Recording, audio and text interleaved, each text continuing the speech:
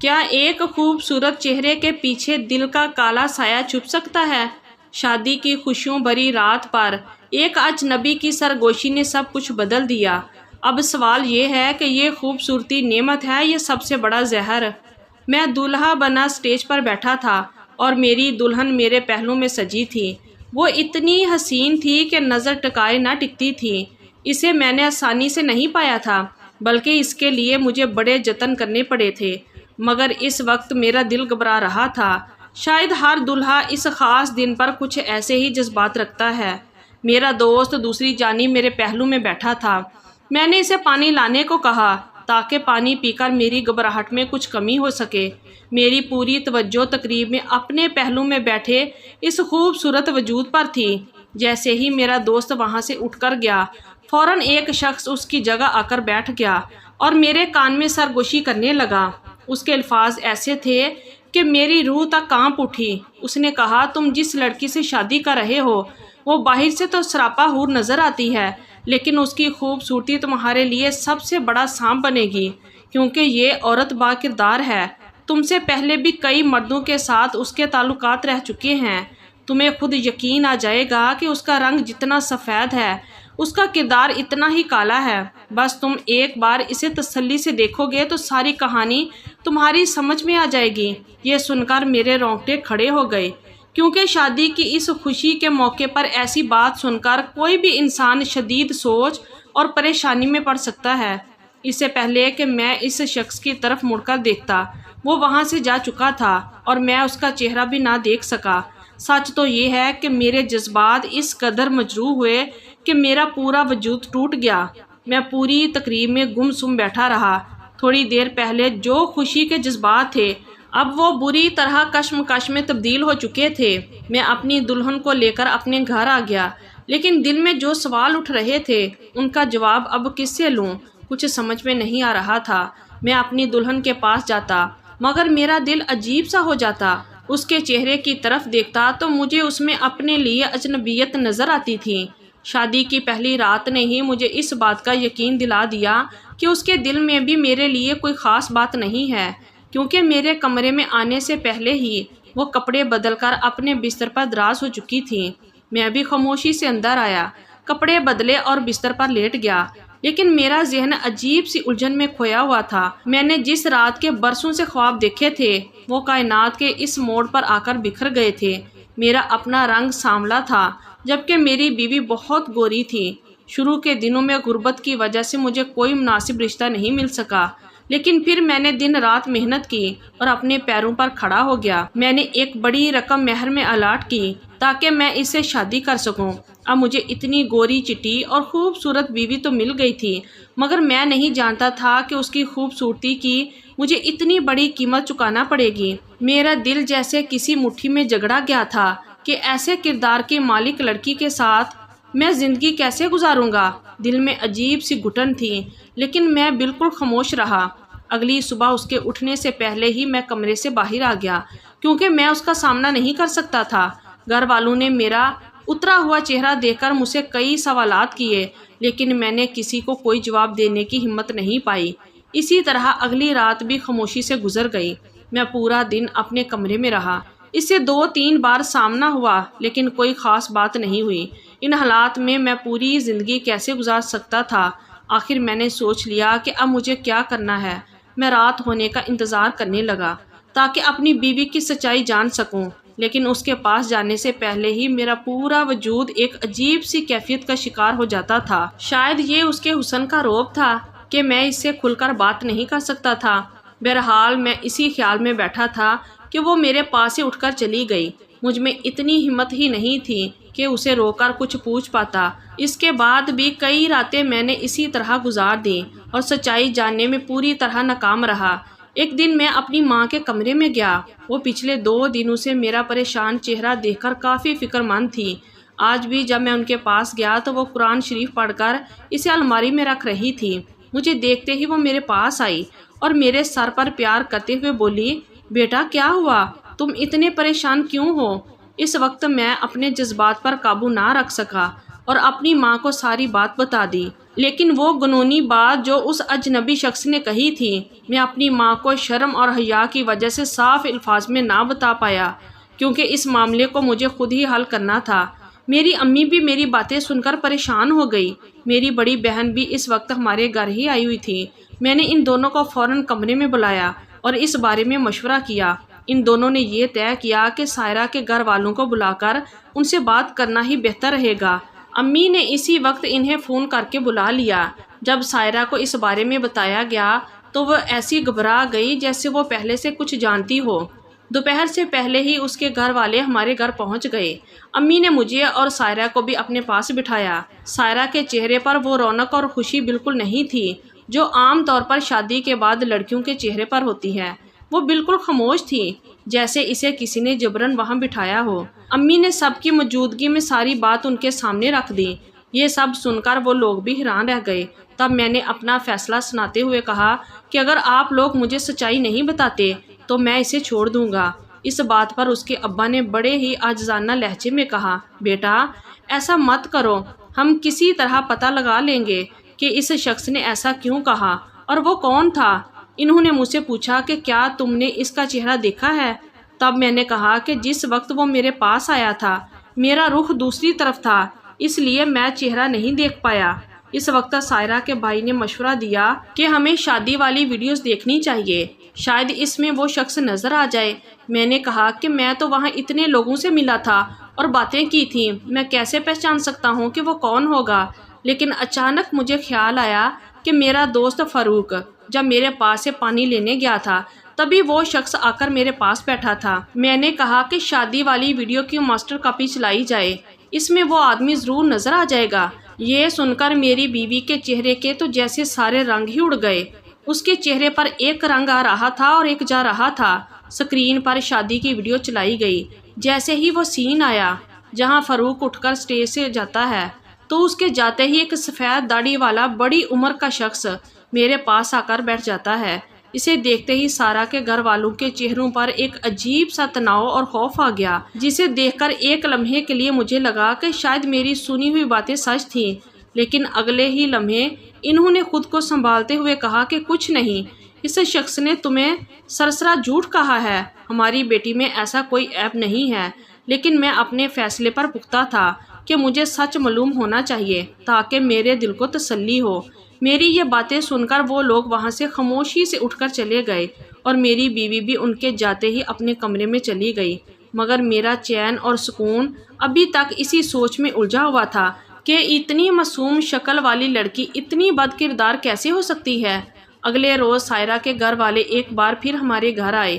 جب وہ لوگ آئے تو سائرہ اور امی کو بھی مجلس میں بلایا گیا۔ سائرہ کی کیفیت ایسی تھی جیسے کوئی بہت بڑا راز کھلنے والا ہو۔ سب اپنی اپنی سوچ میں گم خاموشی سے بیٹھے تھے۔ تب سائرہ کے ابا نے بات شروع کی اور کہا، آج ہم آپ کی ساری غلط فہمی دور کرنے آئے ہیں۔ وہ ویڈیو والا شخص کوئی اور نہیں، دراصل میرا سکا بھائی ہے۔ اس کے بیٹے کا رشتہ پہلے سائرہ کے ساتھ طے ہوا تھا، لیکن منگنی کے بعد وہ لڑکا بری صحبت میں پڑ گیا، اور جب آپ کے ساتھ سائرہ کی شادی کی بات پکی ہوئی تو انہوں نے سب کچھ صرف اور صرف ہم سے بدلہ لینے کے لیے کہا۔ ان کی باتوں اور جذباتی لہجے نے مجھے متاثر کر دیا اور میرا شک دور ہو گیا۔ اس کے بعد میں نے سائرہ کے ساتھ اپنا رویہ بہتر کرنے کی پوری کوشش کی۔ کچھ دنوں بعد جب امی اپنی بیٹی کے گھر رہنے چلی گئی تو ہم دونوں میاں بیوی گھر میں اکیلے رہ گئے تاکہ کچھ وقت آرام سے گزار سکیں۔ لیکن میں جتنا بھی اچھا رویہ اپنا لیتا، سائرہ کے چہرے پر میرے لیے پیار کا کوئی تاثر نظر نہیں آتا تھا۔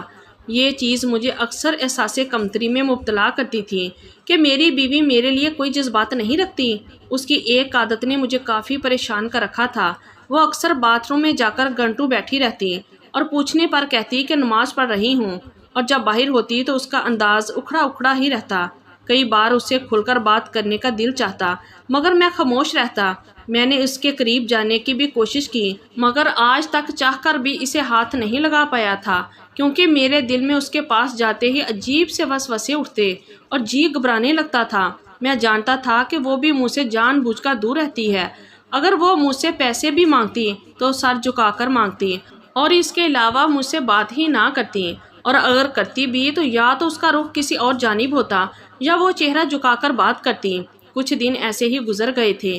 ایک دن اس نے مجھ سے کچھ پیسے مانگے۔ مجھے اس کا اس طرح حق جتا کر مانگنا اچھا لگا تھا، اس لیے اب میں خود ہی ہر 2-4 دن بعد اسے پیسے دے دیا کرتا تھا۔ مجھے لگتا تھا کہ شاید اسی طرح ہمارے رشتے کا یہ فاصلہ کم ہو جائے گا۔ ایک دن میں اپنے آفس سے گھر آیا تو مجھے اپنے گھر کے دیوار کے پاس ایک شخص کھڑا نظر آیا جس کی داڑھی بڑھی ہوئی تھی۔ اس نے سفید رنگ کا لباس پہن رکھا تھا اور گلے میں بڑے بڑے منقنوں والی تسبیح بھی ڈالی ہوئی تھی۔ مجھے اس کا یہ حلیہ ذرا عجیب سا لگا، اور سب سے عجیب بات یہ تھی کہ وہ مجھے دیکھتے ہی وہاں سے بھاگ گیا۔ مجھے ڈر ہوا کہ کہیں وہ کوئی چور نہ ہو، اس لیے میں جلدی سے گھر کے اندر گیا، لیکن اندر سب کچھ ٹھیک تھا۔ سائرہ پودوں کو پانی لگا رہی تھی اور باقی سب نارمل تھا۔ میں نے اس شخص کے بارے میں اسے کوئی ذکر نہیں کیا۔ اس دن بھی میں نے کوشش کی کہ میں سائرہ کے قریب جا سکوں، لیکن میرے ہاتھ لرزنے لگے۔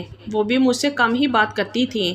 میں اس بات پر تو خوش تھا کہ مجھے اتنی گوری بیوی ملی ہے، مگر کئی بار میرے ذہن میں شادی والے دن اس شخص کی کہی گئی باتیں دوبارہ یاد آ جاتی تھی، لیکن اب میں ان باتوں کو ہمارے رشتے کے درمیان نہیں لانا چاہتا تھا۔ اگلے دن میں تیار ہو کر آفس چلا گیا اور وہاں سے کام ختم کر کے جیسے ہی گھر پہنچا، وہ شخص آج پھر ہمارے گھر کے قریب نظر آیا۔ اس وقت میں نے یہ سوچ کر نظر انداز کر دیا کہ شاید اسے کوئی کام ہوگا یا اس وقت یہاں آنا اس کا روز کا معمول ہوگا، مگر پھر تو یہ سلسلہ ہی چل نکلا۔ جب بھی میں آفس سے واپس آتا، وہ کبھی ہمارے گھر کی دیوار کے پاس کھڑا ہوتا تو کبھی گلی کے کسی کونے میں۔ میرے اندر شک اس وقت پختہ ہوا جب ایک روز اچانک میں نے اسے اپنے گھر کے اندر سے نکلتے دیکھا۔ اسے دیکھ کر میرا دل جیسے مٹھی میں آ گیا اور میرے اندر ایک طوفان برپا ہو گیا کہ آخر یہ سب کیا ہے۔ ایک مرتبہ پھر شک نے میرے دل میں جگہ بنا لی اور میں یہی سوچنے لگا کہ کہیں سچ میں میری بیوی کی حقیقت وہی تو نہیں جو اس بوڑھے شخص نے بتائی تھی۔ آخر کیوں یہ شخص روز روز مجھے اپنے گھر کے آس پاس نظر آتا ہے؟ تبھی میرے ذہن میں ایک ترکیب آئی جس سے میں اپنی بیوی کی سچائی جان سکتا تھا۔ اگلے روز میں آفس سے جلدی گھر آ گیا۔ جیسے ہی میں گیٹ کے پاس پہنچا، مجھے اندر سے اپنی بیوی کے ہنسنے کی آواز آئی۔ میرے دل میں عجیب و غریب خیالات آنے لگے، کیونکہ میں نے تو اپنی بیوی کو کبھی کھل کر بولتے بھی نہیں سنا تھا۔ پھر وہ اندر کسی کے ساتھ ہنس رہی تھی۔ میں نے دروازے کی جھری سے دیکھا تو وہی بوڑھا فقیر اندر میری بیوی کے پاس کھڑا تھا۔ وہ میری بیوی کو کوئی تعویذ دے رہا تھا اور ساتھ ہی اس نے میری بیوی کی زبان پر کالا جادو کا رکھا تھا اور کہنے لگا، بس اگر تو اپنی زبان کو اسی طرح کالا کرتی رہے گی تو تمہارا شوہر کبھی تمہارے پاس نہیں آئے گا۔ میری بیوی اس کی باتوں پر مسکرا کر جواب دے رہی تھی، اگر خود کو اس سے دور رکھنے کا صرف یہی طریقہ ہے تو میں کبھی اسے اپنے پاس نہیں آنے دوں گی۔ یہ سب باتیں سن کر میرے اوپر جیسے آسمان سے بجلی گر پڑی کہ میری بیوی مجھے خود سے دور رکھنے کے لیے اتنی گھنونی حرکت بھی کر سکتی ہے۔ میں نے کبھی خواب میں بھی ایسا نہیں سوچا تھا۔ میرے اندر نفرت اور بے یقینی کا ایک لاؤ ابلنے لگا۔ میں چاہتا تو اسی وقت اپنی بیوی کو طلاق دے دیتا، لیکن میں یہ بات جاننا چاہتا تھا کہ آخر وہ کیوں مجھے اپنے آپ سے دور رکھنا چاہتی ہے۔ میرا دل بڑی تیزی سے دھڑک رہا تھا اور وہ فقیر پورے گھر میں نہ جانے کیا پڑھ پڑھ کر پھونک رہا تھا۔ جیسے ہی وہ واپسی کے لیے مڑا، میں جلدی سے پیچھے پچھلی گلی کی طرف ہو گیا۔ ہمارا گھر گلی کے شروع میں ہی تھا، اس لیے مجھے چھپنے میں مشکل نہیں ہوئی۔ جیسے ہی وہ فقیر میرے گھر سے نکل گیا، میں حسب معمول گھر میں داخل ہوا۔ اس وقت میرے قدموں میں جیسے جان ہی نہیں تھی، یوں لگ رہا تھا جیسے کسی نے صدمے سے میرا پورا وجود مفلوج کر دیا ہو۔ میری بیوی نے حسب معمول نارمل انداز میں میرا استقبال کیا۔ وہ نہ جانے کیوں مجھے خود سے اتنا دور رکھنا چاہتی تھی، میں یہ سمجھ نہیں پا رہا تھا، اس لیے میں اسے فی الحال کچھ بھی نہیں کہہ سکتا تھا، کیونکہ میری زبان پر جیسے تالا لگ گیا ہو۔ اس قدر حسین چہرے کے پیچھے اتنی بھیانک حقیقت ہوگی، میں سوچ بھی نہیں سکتا تھا۔ دن اسی طرح گزرنے لگے۔ وہ شخص مجھے روز گلی میں نظر آتا، لیکن اب اسے دیکھ کر میں نہ ڈرتا تھا اور نہ چونکتا تھا، بلکہ خاموشی سے گھر چلا جاتا۔ کافی دن گزر گئے اور اچانک ایک دن اس فقیر کا اس طرف آنا بند ہو گیا۔ شاید اس کا جادو کا عمل پورا ہو گیا تھا، مگر اب تو مجھے اس کے جادو کے بغیر ہی اپنی بیوی کے قریب جانے کا جی نہیں چاہتا تھا، کیونکہ وہ میرے لیے کسی عجوبے سے کم نہیں تھی جو مجھ پر عذاب کی طرح مسلط تھی۔ ایک دن آفس سے مجھے جلدی چھٹی ہو گئی۔ گھر جانے کا ارادہ تو نہیں تھا، لیکن پھر بھی آنا پڑا۔ جب گھر پہنچا تو نظر پڑی کہ گیٹ کھلا ہوا تھا۔ میرے قدم وہیں ٹھٹک گئے اور مجھے لگا شاید آج وہی فقیر گھر کے اندر موجود ہے۔ میں پہلے واپس مڑنے لگا، لیکن پھر میرے دل میں خیال آیا کہ میں کیوں واپس جاؤں، یہ میرا گھر ہے اور مجھے اندر جانا چاہیے، اور اگر کوئی ایسی بات ہے تو اس سے بہتر موقع نہیں ہے کہ میں اپنی بیوی کو رنگے ہاتھوں پکڑ کر اپنی زندگی سے بے دخل کر دوں۔ میں اسی سوچ کے تحت گھر کے اندر داخل ہوا۔ میں نے سوچا کہ شاید گیٹ غلطی سے کھلا رہ گیا ہوگا۔ گیٹ بند کر کے جب میں اندر کی طرف بڑھا تو اندر سے مجھے کسی کی باتیں کرنے کی آوازیں آ رہی تھیں۔ میں نے اندر جھانکا تو وہ کسی غیر مرد کی آواز تھی۔ میرا دل تیزی سے دھڑکنے لگا کہ یہ سب کیا ہے اور میری غیر موجودگی میں میری بیوی کے پیچھے کیا کچھ ہو رہا ہے۔ ایسے کئی سوالات بار بار میرے ذہن میں آ رہے تھے، لیکن اگلے ہی لمحے ان دونوں کی باتیں سن کر ساری سچائی کھل کر میرے سامنے آ گئی۔ سائرہ اس مرد سے کہہ رہی تھی کہ وہ شوہر چاہے مجھ سے بیزار ہو کر مجھے چھوڑ دے، میں پھر سے تمہاری ہو جاؤں گی، صرف اور صرف تمہاری۔ یہ باتیں سن کر مجھے پکا یقین ہو گیا کہ یہ میری بیوی کا کوئی پرانا عاشق ہے۔ اگلے ہی لمحے میں غصے میں کمرے میں داخل ہوا تو سائرہ کو اس کے اتنے قریب بیٹھا دیکھ کر میرے سر پر قیامت ٹوٹ پڑی۔ مجھے دیکھتے ہی وہ دونوں تیر کی طرح سیدھے کھڑے ہو گئے۔ وہ نوجوان شخص دیکھنے میں کافی حسین تھا۔ میں نے اس پر ایک نفرت بھری نظر ڈالی اور کہا، تم کون ہو اور یہاں کیا کر رہے ہو؟ کیا میری بیوی کو بہکا رہے ہو؟ تب سائرہ خود ہی بول اٹھی، اگر تم سب کچھ دیکھ ہی چکے ہو تو میں خود تمہیں بتا دیتی ہوں کہ یہ میرے چچا کا بیٹا حمزہ ہے اور میں اس سے بے پناہ محبت کرتی ہوں۔ تمہارے ساتھ میری شادی جبرن کروائی گئی تھی، صرف تمہارے پیسوں کے لالچ میں، ورنہ شادی تو میں اسی سے کرنا چاہتی تھی۔ یہ سن کر میرے ہاتھوں سے جیسے جان نکل گئی۔ اس کا انداز بڑا ہی بے باک اور ظالمانہ تھا۔ اس نے کہا، میں تم جیسے معمولی شکل و صورت والے لڑکے کے ساتھ زندگی کیوں گزاروں گی؟ یہ سب صرف میرے والدین کی ضد کی وجہ سے ہوا تھا، ورنہ میں تو بچپن سے حمزہ کے ساتھ منسلک تھی اور اسی کو چاہتی تھی۔ میرے ماں باپ نے اپنی خاندانی لڑائی کی وجہ سے ہمیں جدا کر دیا تھا، لیکن میں آج بھی اسی سے شادی کرنا چاہتی ہوں۔ میں کچھ کہنا چاہتا تھا، لیکن چاہ کر بھی میرے منہ سے الفاظ نہیں نکل پا رہے تھے، بلکہ میری زبان پر جو آخری الفاظ آئے وہ یہی تھے کہ میں تمہیں اسی وقت طلاق دیتا ہوں۔ میں نے خود کو کسی عجیب سی کیفیت میں مبتلا پایا، لیکن میرا خود پر کنٹرول نہیں تھا۔ میں نے اسے کھڑے کھڑے 3 طلاقیں دے دی۔ وہ اپنے اسی عاشق کے ساتھ وہاں سے چلی گئی اور میں ایک لیٹے ہوئے انسان کی طرح اس کے جانے کے بعد زمین پر بیٹھ گیا۔ مجھے گورے رنگ کی اندھی محبت نے وہ سبق سکھایا جو کسی اور چیز نے نہیں سکھایا تھا۔ اس نے میری زندگی پر ایک ایسا کالا ٹیکا لگا دیا کہ زندگی میں کوئی اور رنگ باقی نہیں رہا۔ سچ کہا تھا کسی نے کہ گورے اور کالے رنگ سے کوئی فرق نہیں پڑتا، انسان کا اندرون ہی دیکھنا چاہیے۔ لیکن میں آپ سب سے یہ سوال کرنا چاہتا ہوں کہ کیا کسی عام شکل و صورت والے انسان کو یہ حق نہیں کہ وہ اپنی دولت کے بلبوتے پر کسی خوبصورت بیوی کا انتخاب کرے؟ کیا ایک عام آدمی کو خوبصورت بیوی حاصل کرنے کا کوئی حق نہیں ہے؟ تو یہ تھی ہماری آج کی ایک سبق آموز کہانی۔ اگر آپ لوگوں کو اچھی لگی ہے تو پلیز ویڈیو کو لائک کریں اور ہمارے چینل کو بھی سبسکرائب کریں، اور کمنٹ باکس میں اپنی رائے کا اظہار ضرور کیجیے گا۔ شکریہ، اللہ حافظ۔